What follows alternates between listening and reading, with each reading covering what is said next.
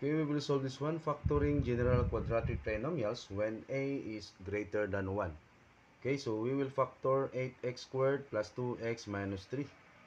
So, we will factor this one or we will solve this one using asterisk method. Okay, yan yung asterisk. Ito yung AC, ito yung A, tsaka yung A, tapos B, tapos yung first factor, then yung second factor. Okay, so kunin natin yung values ng A. Yung value ng A is 8. Tapos B, positive 2. Saka si 3 is, si C is negative 3. Okay? So, yung A natin dito, value ng A, multiply natin kay C. Kunin natin yung AC. So, A is 8. Multiply natin kay C na negative 3. So, therefore, yung AC is negative 24. Okay? So, lagyan natin dito sa ating asterisk yan. Okay? Ito yung negative 24. So, ito yung B na, ang B natin is 2. Tapos yung A natin, 8. Okay? Para may space pa ako mamaya. Another value ng A is 8. Okay? Yung first factor at saka second factor, hindi pa natin alam. Yan ang hahanapin natin. So, ngayon, hanap tayo ng factors of negative 24. So, factors of, wala na tayong ink. Negative 24 na yung sum nila ay sum of positive 2. Okay? So, hanap tayo ng mga factors of negative 24. So, 8 times negative 3. So, this is equal to negative 24. Yung sum nila ay 8 plus negative 3. So, this is equal to positive 5. So, hindi yan yung hinahanap natin. So, baliktarin natin yan. Negative 8 times positive 3. This is also negative 24. Okay, yung sum nila ay negative 8 plus 3 is equal to negative 5. So, hindi yan. Another factor, positive 6 times natin kay negative 3. Ay no, negative 4, sorry. Negative 4. So, this is equal to negative 24. Negative 4 yan ha. So, ang sum nila, 6 plus negative 4. So, this is equal to positive 2. So, ito na yung hinahanap natin na factor. Si positive 6 at saka negative 4. So, ilagay natin dito si positive 6. Dito si negative 4. Okay? So, i-divide natin yan kasi pwede pa ma-reduce yan. So, divide natin siya by 2. So, 8 divided by 2 is 4. Si 6 din, i-divide din natin siya by 2. So, 6 divided by 2 is 3. Okay? So, dito naman sa kabila, divide natin siya by 4.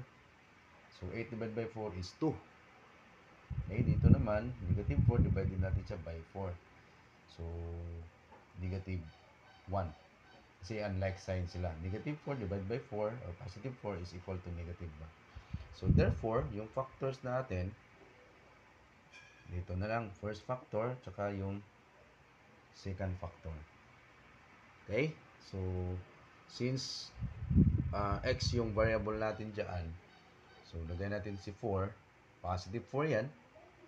Okay? Tapos, x. Yung isa, yung sama niya ay positive 3. Dito naman sa second factor, this is 2x, tapos negative 1. So, this is your final answer. Bye-bye.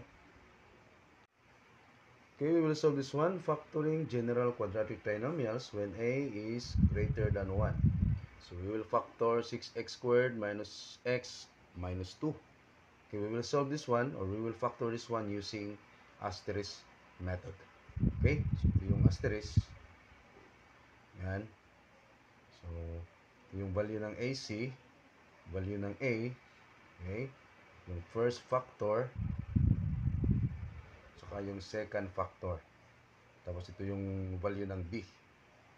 Okay? So, kunin natin yung value ng A dito. which is 6. Okay? Then yung B, this is negative 1. At saka yung C is equal to negative 2. Okay? So, ganyan ang mangyayari niyan. So, kunin natin yung AC. Okay? Product ng AC. So, yung A is 6. Multiply natin kay C na negative 2. So, this is equal to negative 12. Okay? So, this is negative 12. Ang B natin is negative 1. Saka yung yung A is 6. Okay, dito rin yung isang A na 6. So, kunin natin yung first factor at saka yung second factor. So, ang gagawin natin dito, hanap tayo ng factors of negative 12 na ang kanilang sum ay negative 1. Okay? So, factors of negative 12 tsaka yung sum of negative 1. Okay. So, what are the factors of negative 12? So, 4 times negative 3. Okay, that is equal to negative 12. So, yung sum nila, 4 plus negative 3. So, this is equal to positive 1. So, hindi yan ang hinahanap natin. So, another factor, baliktarin natin yan. So, this is negative 4 times positive 3. Okay.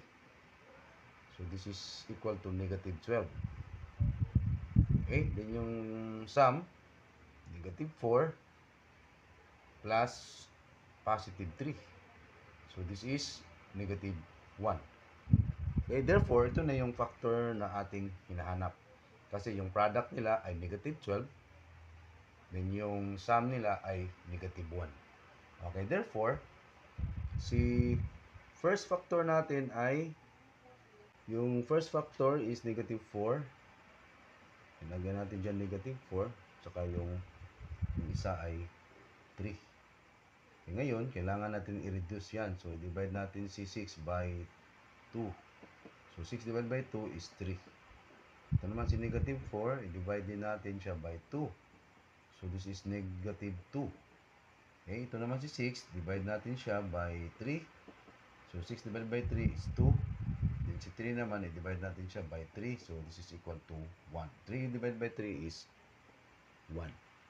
So, ngayon, since x yung variable natin, so, 3. Tapos, unahan ako ha, parang, so 3x, then minus 2. Minus 2. Another factor, or the second factor ay 2. So, lagyan natin dyan 2x. Positive yan, so positive 1. So, this is your final answer. Bye-bye.